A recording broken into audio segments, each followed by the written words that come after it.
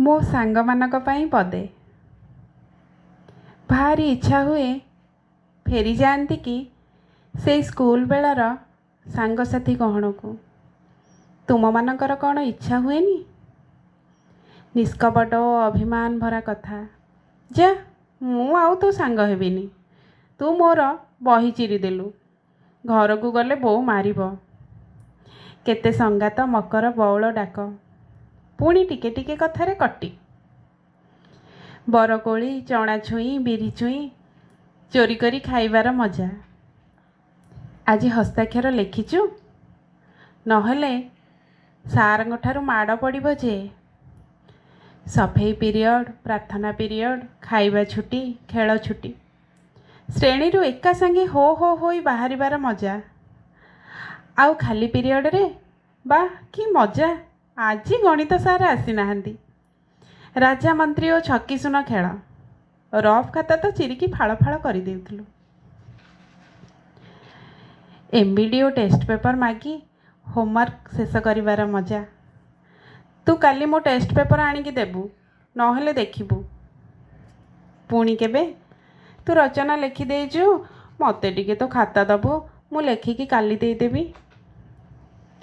Class ମନିଟରକୁ ଡର ଥାଏ, କାଳେ କଳାପଟାରେ ନାଁ ଲେଖିଦେବ। ସାର୍ ଆସିଲେ ପୁଣି ପନିସମେଣ୍ଟ। ସକାଳ 10ଟାରୁ 4ଟା ଯାଏ ସେଇ ସାଙ୍ଗମାନଙ୍କ ସହ କଟିଯାଏ। ଜୀବନରେ କେତେ ନୂଆ ନୂଆ ସାଙ୍ଗ ଆସିଲେ ମଧ୍ୟ ସେଇ ସ୍କୁଲ ବେଳର ସାଙ୍ଗମାନଙ୍କୁ କେବେ ଭୁଲି ହୁଏ ନାହିଁ, ଯାହା ସହ ଆମେ ବହୁତ ସମୟ ବିତାଇଛେ। କ୍ଲାସ୍ରେ ବେଞ୍ଚ ଉପରେ ନାଁ ଲେଖି ଦେଉଥିଲେ, ଏଇଟା ମୋ ଜାଗା। ସେ ବେଞ୍ଚ ଆଉ ନଥିବ। ଯେଉଁମାନେ ଗୋଟିଏ ବେଞ୍ଚରେ ପାଖାପାଖି ବସୁଥିଲେ ସେମାନେ ଭଲ ସାଙ୍ଗ, ବେଷ୍ଟ ଫ୍ରେଣ୍ଡ ହେଇଗଲେ। ଆଉ ଯେଉଁମାନେ ଆଗ ପଛ ଅଲଗା ବେଞ୍ଚରେ ବସୁଥିଲେ ସେମାନେ କେବଳ ସାଙ୍ଗ ହୋଇ ରହିଗଲେ। ଯେବେ ସ୍କୁଲ ପାଠପଢ଼ା ସରିଲା, ବହୁ ସ୍ମୃତି ଆମେ ପଛରେ ଛାଡ଼ି ଆସିଲେ। ଅଭୁଲା ଓ ଅଫେରା ସ୍ମୃତି ସବୁ। ଆଜି ଆମେ ବଡ଼ ହୋଇଯାଇଛେ। ଭଲ ମନ୍ଦ ବିଚାରର ଶକ୍ତି ଅଛି। ନିଜ ଇଚ୍ଛାରେ ସବୁ କରିପାରୁଛେ। କିନ୍ତୁ ସେଇ ସାଙ୍ଗମାନଙ୍କ ପାଇଁ ବରଷକେ ଗୋଟିଏ ଦିନ ବାହାର କରିବା ବହୁତ କଷ୍ଟ ହୋଇଯାଇଛି।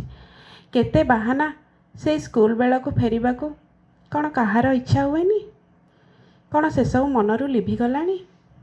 ମୋର କିନ୍ତୁ ଭାରି ଇଚ୍ଛା ହୁଏ ଫେରିଯାଆନ୍ତି କି ସେଇ ସ୍କୁଲ ବେଳର ସାଙ୍ଗସାଥି ଗହଣକୁ। ଫେରିଯାଆନ୍ତି କି ସେଇ ସ୍କୁଲ ବେଳର ସାଙ୍ଗସାଥି ଗହଣକୁ।